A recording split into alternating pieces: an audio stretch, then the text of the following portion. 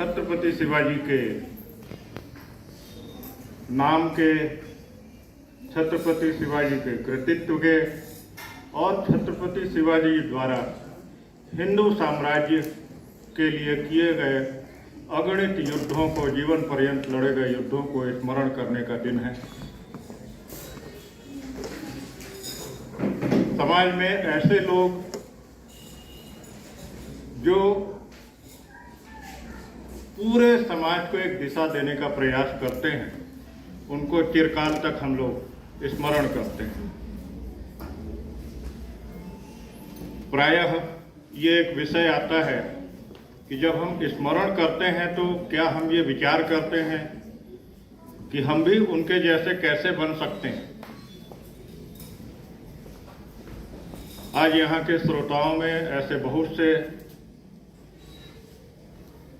छात्र छात्राएं उपस्थित हैं जिनको ये चिंतन करना बहुत ही समीचीन रहेगा।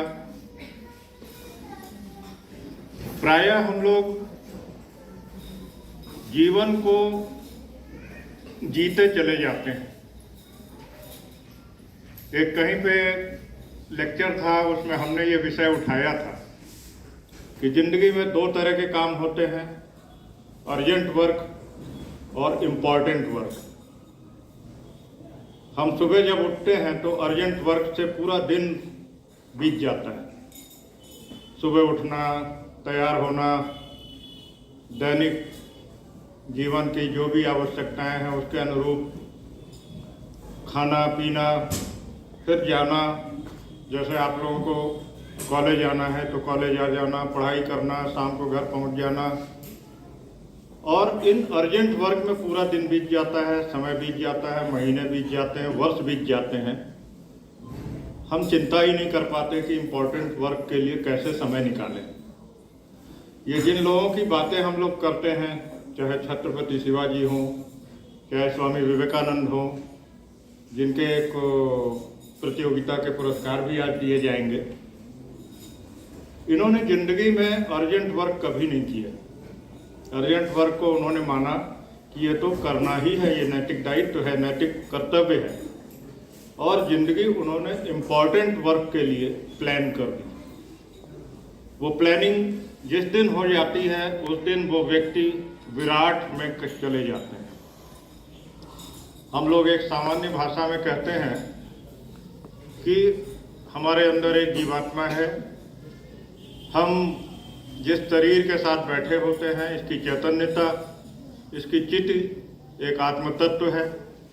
उस आत्म तत्व के निकल जाने पे शरीर समाप्त हो जाता है, उसका शिवत्व समाप्त हो जाता है, वो सब की तरह हो जाता है। वही चिति जब विराट का अनुभव कर लेती है तो विराट का अनुभव करते ही हम उन विराट कार्यों की तरफ बढ़ जाते हैं। हमें इन लोगों से केवल प्रेरणा नहीं लेनी होती है, इनके जीवन को पढ़ना नहीं होता है, इनके जीवन के बारे में चिंतन नहीं करना होता है, बल्कि इनके आगे अपना जीवन प्लान करना है। आज इस सभागार में जितने लोग बैठे हुए हैं, ये अगर अपने जीवन को आज प्लान कर लें तो आने वाले कुछ वर्षों में उन इम्पॉर्टेंट टास्क की तरफ कुछ कदम आगे बढ़ेंगे। और वो इम्पॉर्टेंट टास्क कहीं से ढूंढने नहीं होंगे, वो आपके ही सराउंडिंग में होंगे, आपके इर्द गिर्द होंगे। शिवाजी महाराज जिस परिस्थिति में, जिस वातावरण में और जहाँ पर जन्म लिए थे, वहाँ के संघर्षों को ही उन्होंने उस इम्पॉर्टेंट टास्क के रूप में लिया और उन संघर्षों से जीतते हुए येन केन प्रकारेण उन सभी शत्रुओं को समाप्त करते हुए छत्रपति बने और उन्होंने हिंदू साम्राज्य की स्थापना करी। उन विपरीत परिस्थितियों में एक छोटे कद के और बहुत बलिष्ठ नहीं, आप लोग जब शिवाजी का जीवन पढ़ेंगे तो आपको लगेगा कि एक मध्यम ऊंचाई के, एक मध्यम शरीर के, लेकिन लक्ष्य के लिए एकदम सुनिश्चित, ऐसे महायोद्धा के रूप में उनका जीवन चला। आप सभी को अपने जीवन का एक इम्पॉर्टेंट टास्क जरूर आज चयन करना चाहिए। वो इम्पॉर्टेंट टास्क कल या परसों लगे हुए कामों में से नहीं हो सकता। वो इम्पॉर्टेंट टास्क वही हो सकता है जो आने वाले 5-10 साल बाद समाज को बदल सके। आज समाज की बहुत बड़ी आवश्यकता है। आचार विचार व्यवहार का पतन हो चुका है, रिश्तों में कलुषता आ गई है, परिवार एकल हो चले हैं। हम समाज में अपने दायित्वों के प्रति लगभग अचेतन हो चले हैं। हमारे अलावा समाज बहुतों का है। जीव जंतु, पशु पक्षी, पेड़ पौधे, ये सब समाज के ही अंग हैं। उनके लिए हमने स्थान समाप्त कर दिया है। धीरे धीरे उनको इन बड़े शहरों से, महानगरों से बाहर कर दिया गया। एक चिंतन करना पड़ेगा आप सब लोगों को कि हमको सबको सब कुछ चाहिए। फल फूल भी चाहिए, अनाज भी चाहिए, दूध भी चाहिए, सारी तरह की जड़ी बूटियाँ भी चाहिए, औषधियाँ भी चाहिए, लेकिन वो कहाँ से आए? तो ये एक इम्पॉर्टेंट लक्ष्य आज की युवा पीढ़ी को तय करना है। हमें पर्यावरण के प्रति भी सोचना है। हमें सारे तरह के जो संसाधनों का असाधारण दोहन चल रहा है उसके प्रति भी सोचना है। प्रकृति ने जितना हमें दिया उससे कुछ गुना ज़्यादा हमने लौटाने की व्यवस्था को छोड़ दिया है, उसको पुनर्जीवित करना है। इस तरह के बड़े योद्धाओं ने हरदम जो कुछ भी लिया प्रकृति से, उससे कई गुना ज़्यादा वापस किया और निरंतर ऐसे लोगों को भी खड़ा किया जो उनके पग चिन्हों पे चले और उन्होंने समाज को एक दिशा दी। तो आज की इस गोष्ठी का, आज के इस अवसर का सही उपयोग आप लोगों के लिए यही है कि हम एक इम्पॉर्टेंट लक्ष्य अपनी ज़िंदगी में तय करें। गीता के उस उद्बोधन के साथ कि हमें उसके परिणाम की चिंता नहीं, आज अभी तुरंत नहीं चाहिए, हम उस कर्म को ही करें और उस कर्म के माध्यम से अपने लक्ष्य को निरंतर बढ़ाते चले जाएं और उस लक्ष्य को प्राप्त होने पे उसको विराट को समर्पित भी कर दें। विराट मतलब वो परब्रह्म परमेश्वर जिसने हम लोगों के लिए ये पृथ्वी बनाई, जिसने हम लोगों के लिए ये सारे तरह के संसाधन जुटाए, सारी तरह की व्यवस्थाएं की, उस परब्रह्म परमेश्वर को फिर हम समर्पित करें। लेकिन लक्ष्य बनाएं, लक्ष्य की तरफ कदम बढ़ाएं, लक्ष्य के लिए चिंतन करें और लक्ष्य को प्राप्त करें। यही हमारी कामना है। इसी कामना के साथ मैं अपने शब्दों को विराम देता हूँ। धन्यवाद।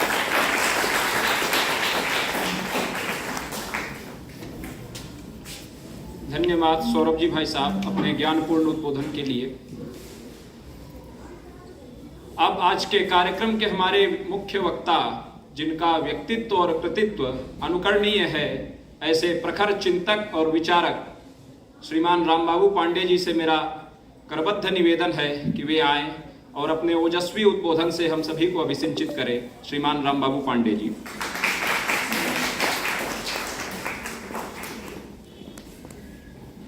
नारायण समारंभां शंकराचार्य मध्यमाम् अस्मद् आचार्य पर्यन्तां वंदे गुरु परंपरां। नारायण नमस्कृत्वा नरं चैव नरोत्तमं देवीं सरस्वती व्यासं ततो जयमुदीरये। भगवती वीणा पाणी को प्रणाम करते हुए माननीय सौरभ मिश्र जी, भारतीय सेना से लेकर सामाजिक जीवन में अपना श्रेष्ठ देने वाले हम सभी के मध्य में हैं और इस महाविद्यालय की प्राचार्य माननीय मंजुला उपाध्याय जी, हम सभी आज यहाँ कन्या महाविद्यालय में छत्रपति शिवाजी जन्म जयंती उत्सव के निमित्त उपस्थित हैं। शिवाजी का नाम बड़ा अद्भुत है और विद्यालय से बड़ा अच्छा संबंध बनेगा, क्योंकि आप सभी को मालूम होना चाहिए शिवा नाम भगवती का है और कन्या विद्यालय है। तो शिवा पुरुष का नाम कैसे हो गया? उनका नाम शिवा नहीं, शिवा बा है। शिवा बा मराठी शब्द है जिसका मतलब है शिवा देवी का वरदान। तो भगवती के वरदान से प्राप्त हुए ऐसे छत्रपति शिवाजी महाराज की जन्म जयंती के पावन अवसर पर हम सभी यहाँ उपस्थित हैं और एक माँ का संकल्प का नाम है शिवाजी। एक नारी अबला है या सबला और उसके साबल्य का प्रतीक है शिवाजी। जब शिवाजी का अध्ययन करते हैं तो शिवाजी के मूल में वीर माता जीजाबाई हैं।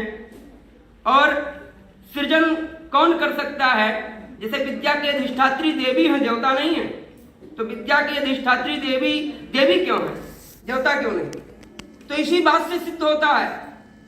जब हम शिवाजी को देखते हैं, माता जीजाबाई को देखते हैं, तो पता चलता है कि विद्या की अधिष्ठात्री ही क्यों है, अधिष्ठाता क्यों नहीं। आपको मालूम होना चाहिए कि उस कालखंड में जब शिवाजी का जन्म होता है तो संपूर्ण भारतवर्ष बहुत बड़े संकट से घिरा हुआ था। परकीय सत्ता भारत की संस्कृति को निगल जाना चाहती थी। भारत की संस्कृति का रक्षक कोई बचा नहीं था। भारतीय संस्कृति अस्ताचल को जाने वाली थी। मातृदेवो भव पितृदेवो भव ये मिट जाने वाला था। यत्र नायस्तु पूजन्ते रमन्ते तत्र देवता, ये शायद कोई जानता। ऐसी स्थिति उत्पन्न हो रही थी कि हम अपने पूर्वजों से, अपनी संस्कृति से कट करके आज अलग भाषा और अलग संस्कृति के यजन करता होते। उस समय वीर माता जीजाबाई का जन्म हुआ था। भगवान श्री कृष्ण के प्रतापी वंश में लखोजी जाधव ऐसे राज परिवार में, देवगिरी एक राजवंश बहुत बड़ा दक्षिण का रहा, उस राजवंश की परिवार में इनका जन्म हुआ। दुर्भाग्य देखिए कि जो भगवान श्री कृष्ण भारत के जन जन के आराध्य हैं, उनके वंशज एक मुगल और इस्लामिक राजा के अंदर उसकी सेवा में नियुक्त थे और सेवा कर रहे थे एक मलक शासक की, भगवान कृष्ण के वंशज। उस समय एक सरदार के यहाँ इनका जन्म हुआ और सूर्यवंशी ऐसे अश्मक नामक एक इक्ष्वाकु वंशीय राजा हुए। भगवान राम के पूर्वज हैं। उन्होंने अस्मक महाजनपद, जो इतिहास के छात्र होंगे, 16 महाजनपदों में 15 महाजनपद उत्तर भारत में, एक महाजनपद जो दक्षिण में था उसका नाम है अश्मक महाजनपद। अश्मक महाजनपद के संस्थापक महाराजा अश्मक चक्रवर्ती इक्ष्वाकु वंशी राजा के वंशज थे, सूर्यवंशी राजा थे। उनके कुल में मालोजी एक ऐसा करके परिवार से सरदार थे, वो भी उसी आदिल शाही और निजाम शाही के सेवक थे। उनके यहाँ शाहजी भोसले ऐसा जन्म होता है। एक बार बहुत छोटी होती है, अभी कुछ दिन पूर्व महाशिवरात्रि का पावन पर्व बीता। महाशिवरात्रि के पावन पर्व पर अपनी माता से कहती है कि मैं भी जाऊंगी भगवान शिव का भक्ति करने के लिए, पूजा करने के लिए, जिससे मुझे बहुत श्रेष्ठ पति मिले। अभी भी ऐसी धारणाएं हैं साधारणता कि शिव की पूजा करने से पति अच्छा मिलता है। तो ऐसे भाव लेकर के उन्होंने कहा कि मैं महाशिवरात्रि का पूजा करने चलूंगी। बहुत छोटी थी, आयु बहुत कम थी। तो उनकी माता ने कहा ठीक है। वो राजरानी थी, उन्होंने पूरा जैसा उनका थाल था पूजा का वैसा उनको सजाया, सब बिल्कुल दिया, अच्छे से लेकर के चलो। बड़ी उत्साह के साथ मंदिर में बहुत भीड़ थी, पंक्ति लगी हुई थी। राज परिवार की राजरानी थी, इसलिए इनको सीधा प्रवेश कराया गया। लेकिन वहां का दृश्य देख करके अचंभित हो गए, क्योंकि जो शिवलिंग था जिस पर सब दूध चढ़ा रहे थे, अक्षत चढ़ा रहे थे, पुष्प चढ़ा रहे थे, जिसका पूजन कर रहे थे, उस पर एक व्यक्ति अपना पैर रख करके खड़ा हुआ था और उसके जूती पर सब वो सारी चीजें चढ़ाई, जबरदस्ती चढ़वाई जा रही थी और वो जूती से होकर के उस शिवलिंग पर जा रहा था। उसको उसको देख करके बड़ा आश्चर्य हुआ। माता ने तो कुछ नहीं कहा, उसे लौट आई, लेकिन छोटी सी पुत्री को रहा नहीं गया। उसने कहा पैर हटा, उसके आंखों में आंखें डाल करके कहा पैर हटा भगवान से। उसने उसी पैर को हटा करके उसके सीने पर मार दिया और जा करके कुछ दूर गिरी। उठी, राज परिवार की पुत्री थी, किसी की हिम्मत नहीं थी, कभी कोई रह नहीं कहा था, उसको पैर से मार दिया। बड़ा उसको अपने भाई पर गुमान था कि मेरा भाई अगर कोई मुझे टेढ़ी आंखों से देख लेगा तो उसकी आंखें निकाल लेगा। अपने भाई के पास गई और भाई से रोते हुए कहा किसने मार दिया? भाई ने देखा, रोते हुए क्यों रो रही हो? उसने बताया कि मुझे ऐसा मारा है, उसका आप पैर काट लो, उसको दंड दो। उसने कहा किसने मारा? कहा कि वहां तो दीवान था वो आदिल शाही का। तो उन्होंने कहा अरे वो तो उनको कैसे कुछ कहा जा सकता है, वो तो हमारे स्वामी हैं। तो कहीं जब भाई से नहीं हुआ तो गई पिता के पास चल के शिकायत करे। पिता के पास गई और पिता से यही बात उसने कहा। पिता से जब उसने कहा कि उनको दंड दीजिए, पिता की भी वही स्थिति कि तो स्वामी है, उनसे हम कैसे विद्रोह करेंगे? कोई बात नहीं, मंदिर घर में पूजा कर लो, घर में मंदिर बनवा देते हैं। लेकिन उस छोटी सी कन्या ने संकल्प लिया कि पति मेरे भाई ने इसको दंड नहीं दिया, मेरे पिता ने नहीं दिया, लेकिन अवश्य मैं जिस पति का वर्ण करूंगी वो पति दंड देगा। किसी ऐसे पति का वर्ण करूंगी जो दंडित कर सके इन धर्मियों को, इन विधर्मियों को, इन कुकर्मियों को। कहते हैं कि भगवान श्री राम ने भारत का आदर्श क्या दिया? अनुज वधु भगनी सुत नारी रेसठ ये कन्या समचारी, इन्हें कुदृष्टि बिलोके जय ही ताई वधे कुछ पाप न हुई। कुदृष्टि से देखने मात्र पर भी उनके मारने पर कोई पाप नहीं लगता। अगर पैर लगा दे तब तो उसका खानदान नष्ट कर देना चाहिए। ऐसा आदर्श देने वाले राम के देश में किसी कन्या पर लात मार दिया गया और पिता और भाई कह रहा है कि कोई बात नहीं। ऐसा आत्मविस्मृति उत्पन्न हुई थी, ऐसी आत्मस्मिरता उत्पन्न हुई थी। उस समय वीर माता जीजाबाई का संकल्प, उनका जब विवाह हुआ तो एक प्रथा है मुंह दिखाई देने की। तो जो जाते हैं नहीं दुल्हन को मुंह देखते हैं, मुंह दिखाई देते हैं। तो जब राजे ताजी भोसले जाकर के अपनी पत्नी का मुख देखे तो उन्होंने कहा क्या चाहिए आपको मुझसे? तो उन्होंने कहा मुझे स्वराज्य चाहिए। आपको मालूम होना चाहिए कि स्वराज की बात करने वाला भारत में कौन है। उस कालखंड में जिस समय बड़े बड़े हम कहते हैं पुरुष सत्तात्मक देश है, पुरुष सत्तात्मक देश कहां है भारत? यहां सत्ता परिवर्तन की बात किसी पुरुष ने नहीं कही। जब भारत स्वतंत्र हो गया और भारत माता रिस रही थी, दुख में पीड़ित हो रही थी, तो एक माता ने एक क्रांति का बिगुल बजाया था और कहा था स्वराज की बात की थी, वो वीर माता जीजाबाई थी।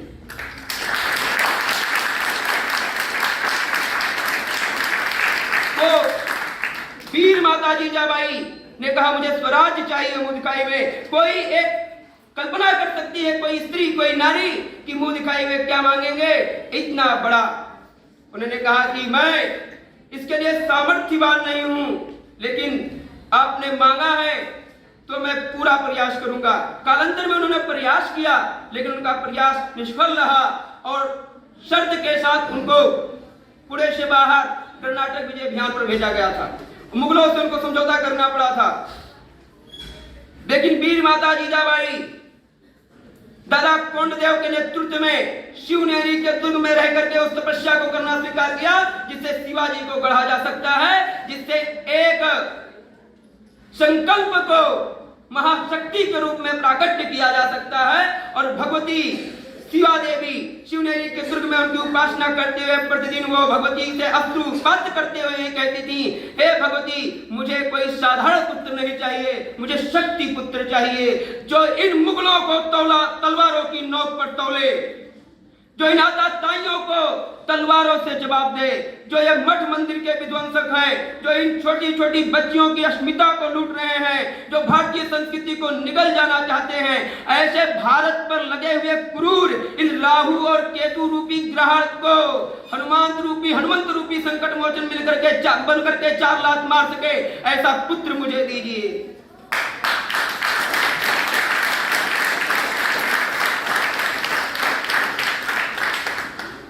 उस वीर माता का प्रतिदिन का वह संकल्प ही पर उनके गर्भ में पल रहा था, ऐसा हमको समझना चाहिए।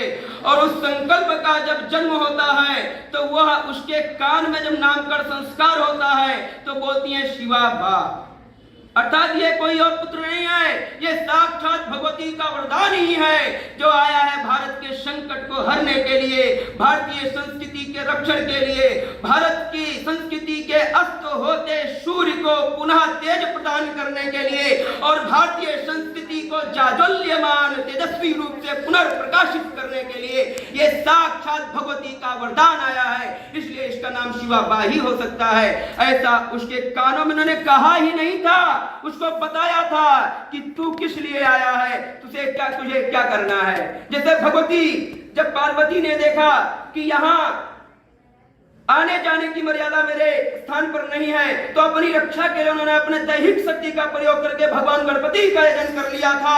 ठीक उसी प्रकार भगवती ये वीर माता जीजाबाई ने अपनी आत्म शक्ति का प्रयोग करके उसी आत्म शक्ति को छत्रपति शिवाजी के रूप में प्रकट कर दिया था।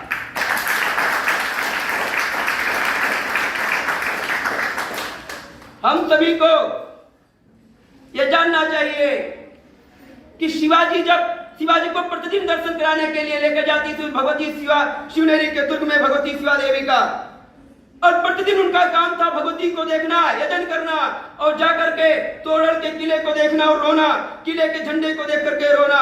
वो बालक जो एक गोदी से लेकर के चलने की स्थिति में आ गया उंगली पकड़ करके, वो प्रतिदिन अपनी माता को इसी स्थिति में देखता था कि भगवती के सामने जाकर के रोना और किले को देख करके उनकी आंखों से शुरुआत होना। इसको देख करके उसका हृदय जिस वज्र का बना उसने छत्रपति शिवाजी महाराज का रूप लिया।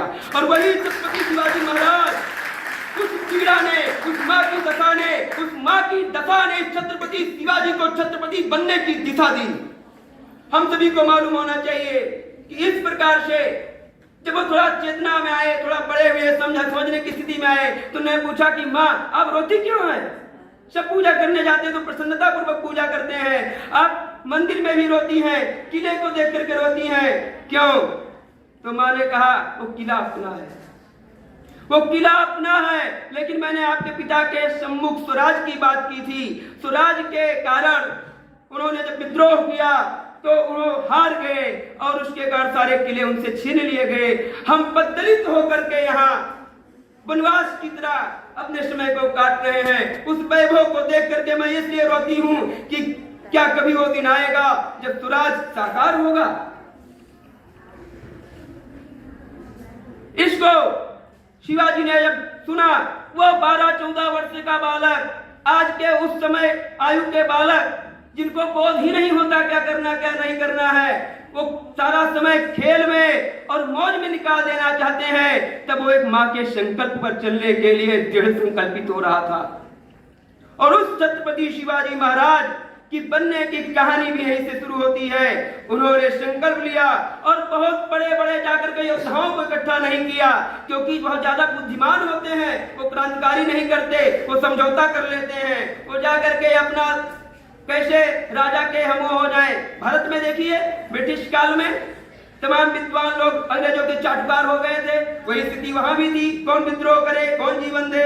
जीवन देने के लिए मौले उन छोटे छोटे बालकों को उन्होंने तैयार किया और मात्र 16 वर्ष की आयु में, आज 16 वर्ष की आयु का बालक अपना एडमिशन नहीं करा पाता, माता पिता का साथ में पकड़ करके हाथ जाता अंगुली जाता है। उस आयु में जब अपना एडमिशन विद्यालय में महाविद्यालय में न करा पाए आज का बालक, उस आयु में छत्रपति शिवाजी ने तोड़ल का किला मात्र 300 मावला सैनिकों के साथ में जीत लिया था। और केवल उन्होंने एक किला नहीं जीता तो पूरे निजाम शाही की जड़ें हिला करके कुछ ही समय में उन्होंने लगभग सारे किलों पर अधिकार प्राप्त कर लिया था। जब ये बात निजाम शाही को खटकने लगी तो उसने बहुत से योद्धाओं को मारने के लिए भेजा। उसमें से एक का नाम है अफजल खान। आप सभी जानते होंगे बहुत विराट का शरीर, कहते हैं कि 14 बकरे का मांस प्रतिदिन खाता था। ऐसा दुर्दांत राक्षस जो ऐसा भोजन करता हो कितना क्रूर रहा होगा। और उसकी 7 पत्नियां थी। तो उसने सोचा इसके पहले शिवाजी से जो भी लड़ने गया है मारा गया है, तो मैं भी जा रहा हूँ, हो सकता है मारा जाऊं। तो मारा जाऊंगा तो ऐसा कहीं ना हो कि मेरी पत्नियां कहीं और किसी के साथ रहने लगे। तो कहा पहले इनको सही स्थान पर पहुंचा दे। तो अपनी 6 पत्नियों का कत्ल कर दिया।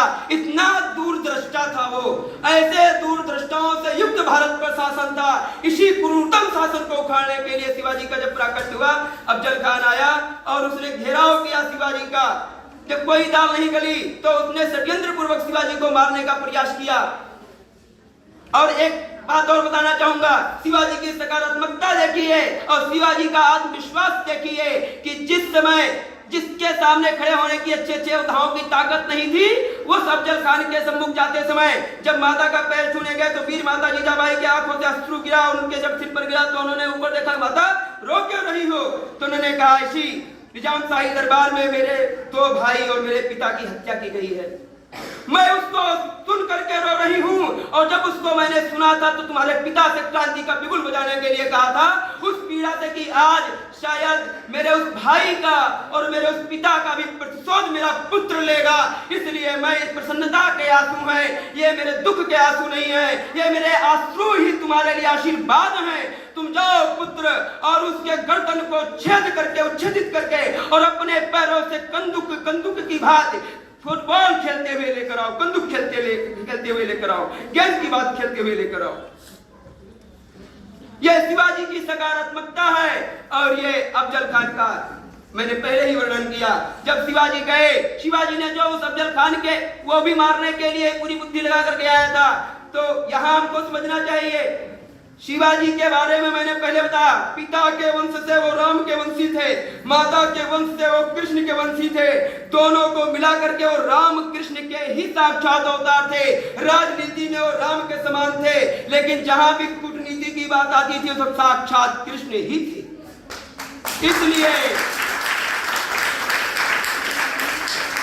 इसलिए उन्होंने पहले से ही जानते थे कि इसका भरोसा नहीं किया जा सकता, किसी का भी भरोसा किया जा सकता है। और वीर माता जीजाबाई ने शिवाजी महाराज को परियों की कहानी सुना करके नहीं पाला था, रामायण और महाभारत की कथाओं के साथ साथ भारत की उस संघर्षशील गाथा को बताया था जिसमें भारत में हजारों हजार क्षत्राणियों ने जौहर किया था। उन्होंने रानी पद्मावती की उस गाथा को भी बताया था जिसमें राणा रतन सिंह को कैसे धोखे से बुला करके कैद कर लिया गया था। उन्होंने भारत के संपूर्ण उन राजाओं की गाथा को बताया था जिनको इन मुगलों ने, इन अत्याचारियों ने, इन बाहरी आक्रमणकारियों ने किस किस प्रकार धोखे से और अपने उनके ही व्यक्ति को तोड़ करके उनको मृत्यु के घाट उतारा या उनका वध किया था। उन सभी उनके जो भी षड्यंत्र थे, उन षड्यंत्रों से पूर्ण रूप से उनको अवगत कराया हुआ था वीर माता जीजाबाई ने। किसी का निर्माण किसी गुरु ने किया होगा, किसी का निर्माण किसी ऋषि ने किया होगा, मुनि ने किया होगा, लेकिन एक माँ क्या कर सकती है, यहाँ शिवाजी को देख करके लगता है एक माँ ने छत्रपति शिवाजी का निर्माण किया था। उन छत्रपति शिवाजी ने पूरे शरीर में लौह कवच धारण किया और अपने हाथों में बघनक धारण किया। अभी माननीय सौरभ जी भाई साहब ने बताया कि उनकी हाइट कम थी, बहुत ज्यादा ऊंचाई नहीं थी। अफजल खान उनका दुगना था, तो उसने सोचा था कि यह छोटा सा है चूहा, इसको पकड़ करके मसल दूंगा, मर जाएगा। तो उन्होंने कहा कि आकर गले मिलो। गले मिलते समय उसने सोचा सीने में दबा करके मार डालूंगा इसको, वही प्राण निकाल देंगे। और वो दबाना चाहा, शिवाजी उसके पेट तक पहुंच रहे थे, बघनक को हाथ में पहने हुए थे और दोनों तरफ से उन्होंने उसके पेट में घुसा करके उसकी आंतें बाहर निकाल ली थी। शिवाजी ने उसको वही मृत्यु के घाट उतारा और उसके साथ आए हुए सैनिकों में 8000 लोगों को शेष उनके सैनिकों ने मृत्यु के घाट उतारा। तब जाकर के पता चला था इस इस्लामिक आतंकवादियों को, आक्रमणकारियों को कि भारत का वह शौर्य अभी सोया नहीं है जिसने समस्त मुगलिया सल्तनत को अपनी तलवारों पर राणा के रूप में तौला था। वही छत्रपति शिवाजी के रूप में यहां उसका प्राकट्य हुआ था। एक विशिष्ट विषय यह है कि राणा प्रताप भी इसी अश्मक राजा के वंशज थे। सिसोदिया राजवंश इन्हीं का वंश था जो कालांतर में जाकर के मेवाड़ में बस गया था और वही उसी वंश में छत्रपति शिवाजी का भी जन्म हुआ था। तो राणा प्रताप का ही शौर्य साक्षात शिवाजी के रूप में प्राकट्य हुआ था, ऐसा हमको जानना चाहिए। और शिवाजी ने निजाम शाही को, आदिल शाही को इन सबको तो दिखाया ही, उसके साथ साथ कुछ लोग बड़े गौरव के साथ एक का नाम लेते हैं, उस राक्षस औरंगजेब को भी, उसकी नानी शहीद नाना का भी स्मरण कराया। और वह औरंगजेब अपने मामा को भेजा था, नानी नाना इसीलिए कहा क्योंकि अपने मामा शाइस्ता खान को 1.5 लाख सेना के साथ भेजा था। और उस 1.5 लाख सेना के कैंप में 10 लोगों के साथ घुस करके, अरे उसका भाग्य अच्छा था कि वो कूद के भाग गया, 3 ही अंगुलियां कटी, नहीं तो उसको नेस्ता नाबूद करके चले आते। 1.5 लाख सेना में, 1.5 लाख सेना के कैंप के दुर्ग के बीच छावनी के मध्य 10 लोगों के साथ जा सकने में समर्थ, ये सामर्थ और ये शौर्य और ये पुरुषार्थ जिस छत्रपति शिवाजी में था, उसकी जन्म जयंती के स्मरण के लिए हम लोग यहाँ उपस्थित हुए हैं।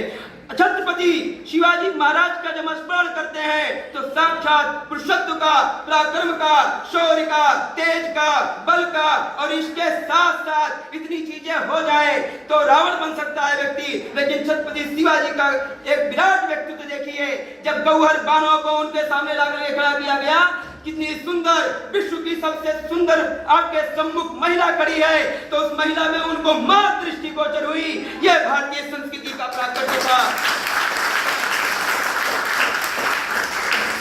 और यह शिवाजी का प्राकट्य नहीं था, इसको तो मैं कहता हूं कि यही भारतीय संस्कृति है। जब मेघनाद का वध हुआ और रावण ने कहा कि मेघनाद का सिर नहीं आया है, तो उसकी परम पतिव्रता पत्नी सुलोचना ने कहा सिर लेने के लिए मैं अपने पति का जाऊंगी, और राम मुझे विश्वास है कि उस सिर को देंगे।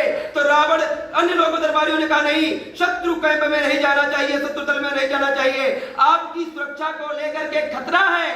तो रावण ने कहा नहीं, और राम का दल है, और राम के दल में स्त्री जो है सुरक्षित रहेगी, स्त्री की मर्यादा बनी रहेगी, इसी बात के खिलाफ कर रहे हैं। तो राम की परंपरा है, और राम की परंपरा राणा प्रताप के रूप में भी दिखती है। जब राणा प्रताप को जीतने के लिए अब्दुल रहीम खान खाना अकबर के सेनापति के रूप में गए थे, और अमर सिंह ने उनकी पत्नी को कैद करके उनके सामने डाल दिया था, तब अमर सिंह को कहा था बिना सुरक्षा के तुम जाकर के तुम्हारा तो वध कर देना चाहिए, तुम हमारे पुत्र हो, लेकिन तुम्हारा प्रायश्चित यह है कि तुम एक माता को पकड़ करके लेकर आए हो बंदी बना करके, तो तुम सब शत्रु के दल में, शत्रु के दल में बिना सुरक्षा स्वयं लेकर के जाओगे। इसका प्रायश्चित रूप तुमको मार डाले, कुछ भी करे, वही तुम्हारा प्रायश्चित होगा।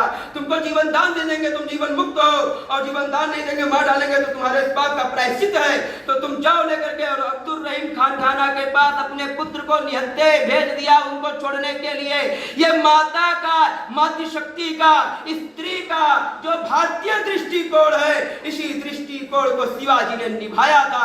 यही भारतीय परंपरा का विशेष है, भारतीय संस्कृति की विशेषता है। मातृवत प्रदारेषु परदर्वेषु लोष्टवत, पर स्त्री माता के समान देखना। तो शिवाजी ने दिखाया था, इतना तेज, इतना बल, इतना पुरुषार्थ हो जाने के बाद, इतनी शक्ति हो जाने के बाद, किसी का उन्होंने शोषण नहीं किया, किसी को पीटा नहीं, किसी को मारा नहीं। न्याय, परम न्याय धर्म, हम कहते ना शिवाजी के लिए धर्म धुरंधर, क्षत्रिय कुलावतंस, तो वो धर्म धुरंधर थे, धर्म का पालन करने वाले थे, न्याय का पालन करने वाले थे, परम न्यायाधीश थे, किसी धर्मनिष्ठ पक्षपात रहित उनका शासन था। और औरंगजेब के दरबार में लाने के लिए कोई मुगलिया सल्तनत का कोई भारतीय व्यक्ति समर्थवान नहीं हो सका जो शिवाजी को ला करके झुका दे किसी के सामने। मिर्जा राजा जय सिंह को भेजा था औरंगजेब ने शिवाजी को लाने के लिए, समझौता कराने के लिए। शिवाजी ने समझौता किया होगा, करना भी चाहिए। शेर जब पैर पीछे हटाता है तो भागना ही उसका नहीं होता, कभी कभी शिकार करने के लिए पैर पीछे खींच लेता है। तो शेर ने पैर पीछे खींचा, इसका मतलब उसने कुछ अपनी रणनीति बदली और वो गए अकबर औरंगजेब के दरबार में, आगरा के किले में कैद कराया गया। लेकिन किस रणनीति के तहत वहां से कैसे निकल गए पूरी सेना के मध्य से सभी को पता है। और जाकर के सारे उन किलों को मात्र 4 महीने में जीत लिया जो सारे संधि के कारण हार गए थे। 4 महीने के अंदर सारे किले को जीत करके और 6 जून 1674 को हिंदवी साम्राज्य की स्थापना कर दी और अभिषिक्त हो गए छत्रपति शिवाजी महाराज। जहां सबके साथ न्याय होता है, जहां सब अपना अपना धर्म का, अपने अपने कर्म का, अपने अपने कार्यों का आयोजन कर सकते हैं। कोई किसी में आप बाधक नहीं है, कोई किसी का शोषक नहीं है, कोई किसी का पीड़क नहीं है, कोई किसी का जो है अपराध नहीं करता। ऐसे परम सुंदर सात्विक संस्कृत निष्ठ वातावरण का राज्य उन्होंने भारत को प्रदान किया। अष्ट प्रधान अलंकृत 8 प्रधानों से उन्होंने अपने उसको युक्त किया और भारत के गौरव को स्थापित करने के लिए स्वभाषा की भी संस्कृत और मराठी में संपूर्ण राज्य का चलाने वाले छत्रपति शिवाजी महाराज ने स्थापना, ऐसा सुंदर राज्य व्यवस्था उन्होंने चलाई। और मातृशक्ति किस प्रकार से स्वतंत्र रूप से आज इतना शासन लोकतंत्र की व्यवस्था में आज मातृशक्ति की क्या स्थिति है। शिवाजी छोटे थे, बहुत कम आयु थी, 12 वर्ष की, एक बलात्कार का केस था, उन्होंने सिर काट दिया था उसका। यह शिवाजी का न्याय था स्त्री के प्रति कुदृष्टि रखने की। आज वर्तमान लोकतांत्रिक भारत में स्त्री के प्रति कुदृष्टि रखने पर ऐसी न्याय व्यवस्था है क्या? तो शिवाजी का उस समय यह न्याय था। एक स्त्री के प्रति, नारी के प्रति अगर कुदृष्टि कोई कर दे तो शिवाजी किस न्याय की दृष्टि से देखते थे? तो वह न्याय शिवाजी का हमारा आदर्श है।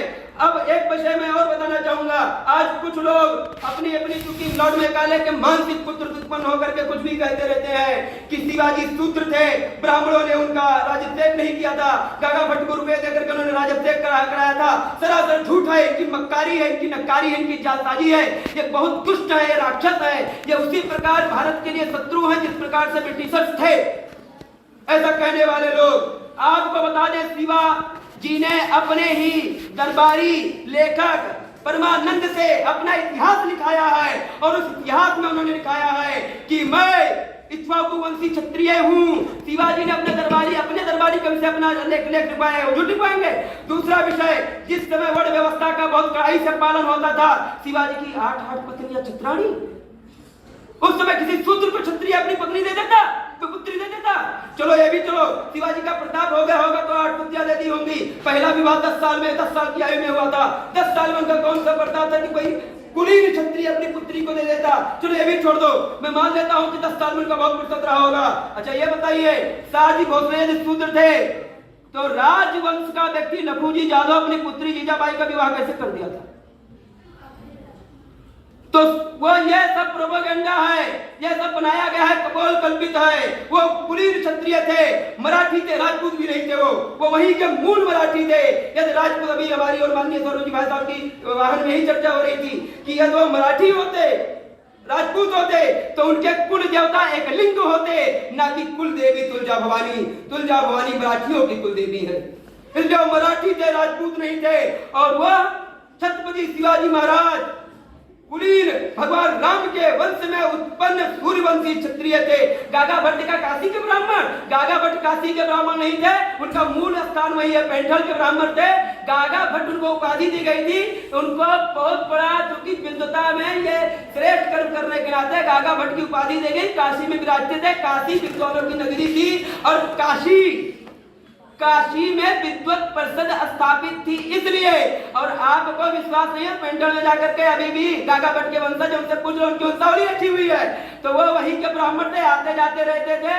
जब राज्याभिषेक कराना हुआ, क्योंकि छत्रपति का राज्याभिषेक था, उनका एक राज्याभिषेक हो चुका था, ये बहुत विराटतम राज्याभिषेक था, सभी को स्वीकार करना था हमारे राजा है, शास्त्र का पूरा पालन होना चाहिए। इसको पालन कराने के लिए जैसे भगवान राम के प्राकट के समय दशरथ ने जब वशिष्ठ से कहा कि पुत्रेष्टि यज्ञ कराइए, तो उन्होंने कहा पुत्रेष्टि यज्ञ मैं नहीं कराऊंगा, श्रृंगी ऋषि कराएंगे। तो इसका मतलब क्या हुआ कि वशिष्ठ ऋषि ने विरोध कर दिया था। उन्होंने कहा वो विधि के ज्यादा जानकार है, आपको पुत्र चाहिए, आपका पुत्र परम प्रतापी हो, तो जिससे थोड़ी सी भी त्रुटि ना हो। ऐसे श्रृंगी ऋषि को बुला करके पुत्रेष्टि यज्ञ हुआ था। ठीक उसी प्रकार समस्त गुरु रामदास ने वहां के तत्कालीन ब्राह्मणों से विचार विमर्श करके गागा भट्ट जो कि मराठी ब्राह्मण थे, वहीं के जो उनकी कुल परंपरा थी, उसी के वंशावली के कुल पुरोहित के वंश के ब्राह्मण थे। और आपको मालूम होना चाहिए कि राज्याभिषेक आदि जो होता है वो समस्त ग्रंथों, शास्त्र ग्रंथों के आधार पर होता है। कुल पुरोहित का खंडन करके नहीं होगा, दूसरा कुल पुरोहित नहीं होगा। उनके कुल के पुरोहित परंपरा में थे गागा भट्ट, और उन्होंने जाकर के सहर्ष कोई रुपया पैसा लेकर के, और ये सिद्ध करने के लिए नहीं, ये तो आधुनिक मैकाले पुत्र सिद्ध करते हैं कि वो शूद्र थे, ब्राह्मण थे, ये थे, वो थे। उन्होंने जाकर के वहां बहुत ही प्रसन्नता पूर्वक उनका राज्याभिषेक किया था। और वो राज्याभिषेक उनका नहीं किया था, भारतीय संस्कृति का ही अभिषेक किया था। भारतीय संस्कृति का नहीं, साक्षात भारत का अभिषेक किया था गागा भट्ट ने।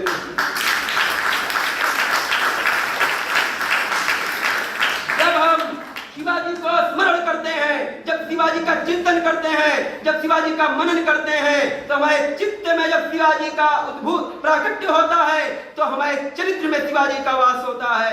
और जिसके चरित्र में शिवाजी का वास होगा वो परम न्याय धर्मा होगा। वो किसी को पीड़ित करने वाला नहीं होगा, किसी का शोषण करने नहीं वाला होगा, किसी भी मातृशक्ति का उसके सामने अपराध नहीं हो सकता।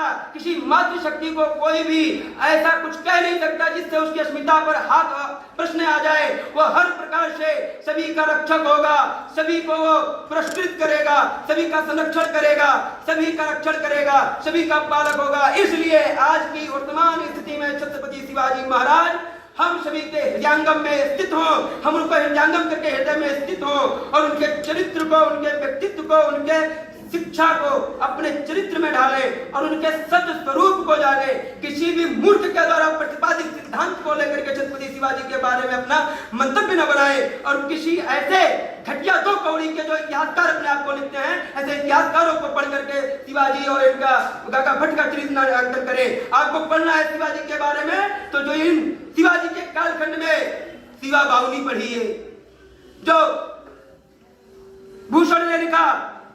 आपको पढ़ना ही है तो परमानंद का पढ़िए, उनके दरबारी लेखक जिन्होंने लिखा है उनके बारे में पढ़ना है तो इन श्रेष्ठ लोगों को पढ़ो, चोरों को मत पढ़ो। ये चुराते हैं चीजें और जो कोई चीज चुराई जाती है तो उस पर लेप लगाया जाता है कि ये दिखे ना, ऐसा नहीं देख लेगा तो बचा लेगा मेरा है, तो लेप लगा करके उसको बदल देते हैं। तो ये बदल करके जो इतिहास परोस रहे हैं उस इतिहास पर भरोसा न करो। इसलिए आप सभी लोगों से मेरा छत्रपति शिवाजी महाराज पर यही एक निवेदन है। मैंने पहले बताया कि शिवा मतलब भगवती होता है, भगवती का नाम ही शिवा है। जब आप पढ़ेंगे भगवती के बारे में, शिव और शिवा, शिवा उनकी अधिष्ठात्री शक्ति है और शिव भगवान साक्षात नारायण है, विष्णु है या साक्षात ब्रह्म है। तो शिव और शिवा, शिवा भगवती हैं, शिवा बा उनका नाम था। शिवाजी हम लोग कहते हैं, छत्रपति की उन्होंने उपाधि ली। तो शिवा बा एक मातृशक्ति से वरदानित है। तो माता के आंचल में जो अपने सिर को रखेगा और माता के आशीष से जो आशीषित होगा वह कभी भी अन्यायी हो ही नहीं सकता, वह अन्याय नहीं करेगा। और जो माता के इस प्रकार से माता का यजन करके बढ़ेगा उसके सामने किसी भी मातृशक्ति का ना कोई अपमान कर सकता है, ना स्वप्न में भी वो किसी मातृशक्ति का अपमान कर सकता है। इसलिए शिवाजी के सही अर्थ को समझने का मतलब यह भी है कि हमारे आस पास मातृशक्ति माता के रूप में विचरण कर सके। उनको जैसे एक भीष्म पितामह ने महाभारत में कहा कि माता का आंचल और देश की सीमा एक जैसी होती है। दोनों पर जब हाथ बढ़े तो पुत्र के अंदर, माता के आंचल पर कोई हाथ बढ़ाए तो माता पुत्र के अंदर जो विरोध होना चाहिए, जो क्रोध होना चाहिए, जो भावना होनी चाहिए, वही सीमा पर हाथ बढ़ाए तो होना चाहिए। अपनी माता ऐसे पर स्त्री माता है, जब ये भाव आ जाए तो हम किसी माता का अपराध नहीं करेंगे। ये बात एक है। दूसरी बात यह है कि वह हमारी माता जैसी ही है, कोई अपराध करने का सामर्थ्य न जुटा पाए और यदि कर दे तो वह अगले क्षण कुशल न रह पाए। इस संकल्प के साथ आज की जयंती के इस पावन पर्व पर मैं अपनी वाणी को विराम देता हूँ।